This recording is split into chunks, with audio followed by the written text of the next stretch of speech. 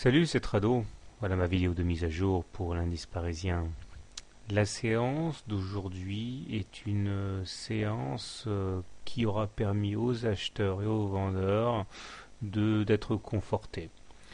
Au rayon des points positifs, on voit que nous avons réussi à franchir, à casser à la hausse la moyenne mobile à cette séance. Et malgré des attaques baissières, eh bien, nous préservons cette M7. C'est un acquis important.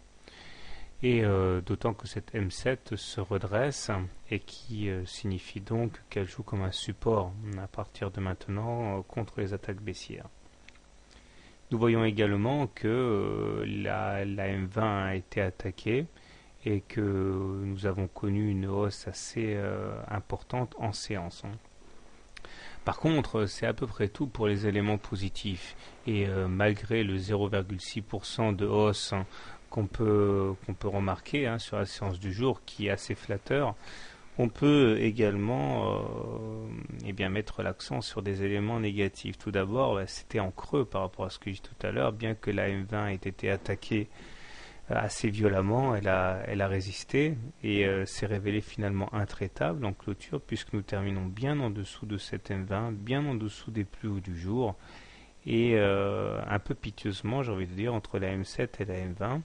La séance du jour d'ailleurs s'apparente à un quasi doji, avec un niveau d'ouverture et de clôture similaire.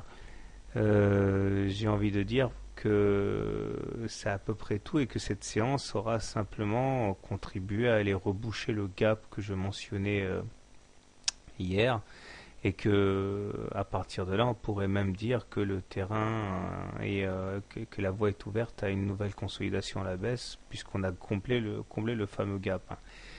À cela s'ajoutent d'autres éléments assez négatifs, le MACD qui plonge toujours vers le sud, le stochastique maintenant qui croît son signal à la baisse, et le momentum qui, malgré la séance du jour, ne parvient pas à s'extraire de la zone négative. Et au risque de me répéter, tant qu'on n'aura pas cassé à la hausse de manière significative la fourchette d'Andrews bleu, c'est toujours vers la médiane qu'il faudra regarder. Évidemment, cela implique qu'au passage, on enfonce la M7, l'oblique noir, la résistance à 3984, mais c'est un objectif qui reste quand même totalement réaliste au regard de ce qui se passe actuellement.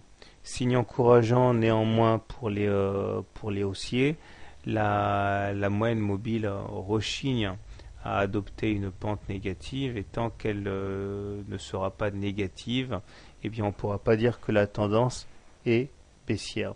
Nous sommes toujours donc en dessous d'une M20, mais celle-ci n'étant pas baissière, eh bien la tendance n'est pas clairement baissière. On peut dire qu'on est donc en tendance neutre. Voilà. Donc si vous voulez acheter le CAC demain, vous pouvez acheter sur la M7 puisque celle-ci s'est révélée un bon support aujourd'hui. Vous pouvez également attendre un retour sur l'oblique noir pour acheter dans de meilleures conditions. Par contre, si vous êtes baissier sur l'indice parisien, le mieux qu'il y a à faire, je pense, c'est de shorter le contact avec la M20, puisque celle-ci également s'est révélée infranchissable aujourd'hui. Voilà. Quant à moi, eh bien, je l'ai dit, la M20 a tendance à s'aplatir et nous effectuons des oscillations. Visiblement, les cours ont du mal à choisir un camp. Donc je considère que même si la dynamique est plutôt négative, la tendance reste neutre. Donc dans ce genre de situation, je pense qu'il est sage de s'abstenir de trader le CAC et d'aller trader autre chose, parce que voilà, trader sans tendance claire, c'est toujours un petit peu difficile.